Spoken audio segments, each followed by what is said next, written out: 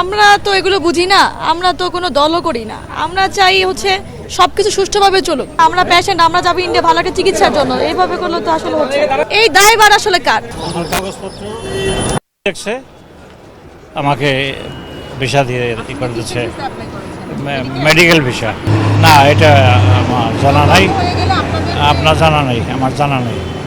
আমার 6 মাসের দিয়েছে, আমি চেক আপ করতে যাব ব্যাঙ্গালোর।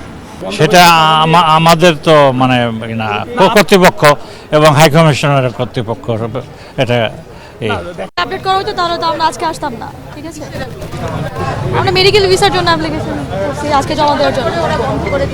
এভাবে আগে আমাদের বলে দেওয়া উচিত ছিল, বা কোনো নেটে বা কোনো কিছুতে আমাদের করলে জানা রাখলে আমরা আজকে আসতাম না। করোনা বা যে কোনো ভাইরাসের এগেইনস্টে ফাইট মানি ব্যাকট্রলের লেফট রাইট। আমরা তো একজন অনেক দূর দূরান্ত থেকে এখানে আসছি, তাই না? আমরা হচ্ছে পেশেন্ট, আমাদের জন্য তো এটা আগে থেকে বলা উচিত, তাই না?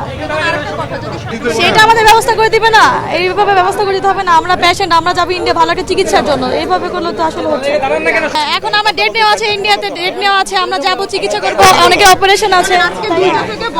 দেশ যেভাবে আমরা গরম করে তুলছি, এভাবে তো এম্বাসি বন্ধ করবে, কিন্তু এটা আমাদের আগে আপডেট করে দিলে হয়তো আমাদের এত সমস্যা ভোগান্তিতে পড়তে হতো না আমাদের সাধারণ মানুষের, তাই না? আমরা চাই সুষ্ঠু একটা দেশ, আমরা স্বাধীনভাবে বাঁচতে চাই। আমরা আগে যেরকম ছিলাম সেইভাবে স্বাধীনতা অনুযায়ী আমরা থাকতে চাই, কিন্তু এইভাবে যে আমাদের মানে রেগুলার যেভাবে আমাদের ইয়া করতে হচ্ছে, এটা আসলে ঠিক না।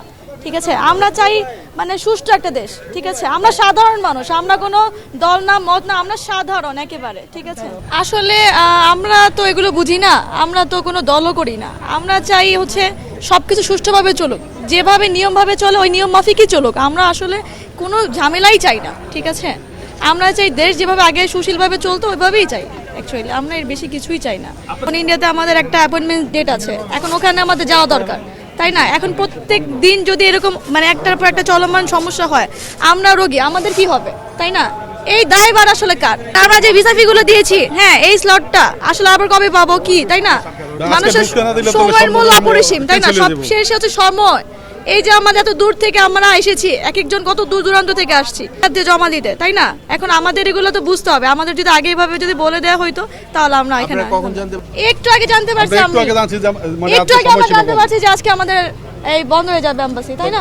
আগে কিছু জানাইছি কিনা? না আগে কিছু জানি না, এই মাত্র আইসা জানছি যে না কিছু দেওয়া হয়নি।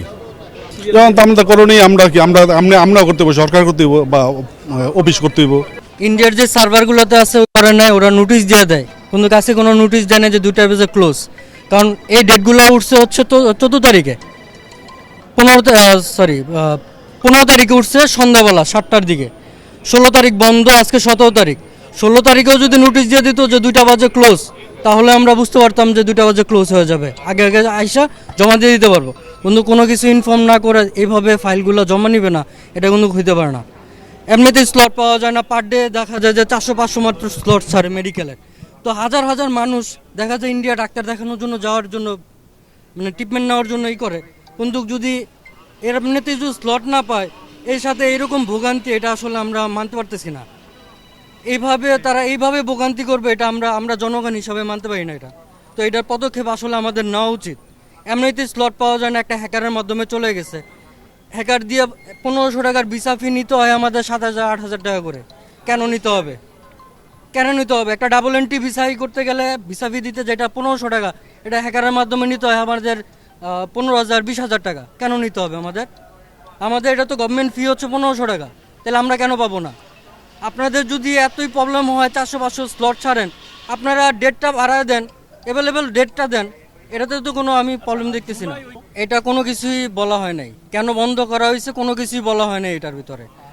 আমাদের শুধু বলা হয়েছে 2টা বাজে ক্লোজ করে দিবে। এই যে আইবেকের এখানে নোটিশ দিয়ে দিছে, আমাদের ফাইল গোছানিতেও একটা টাইম লাগে। তো আমার ফাইল গোছায় আস্তে আস্তেই দেখা যায় 2টা 1 বেজে গেছে, তাও আমাদের ঢুকতে দেয় নাই।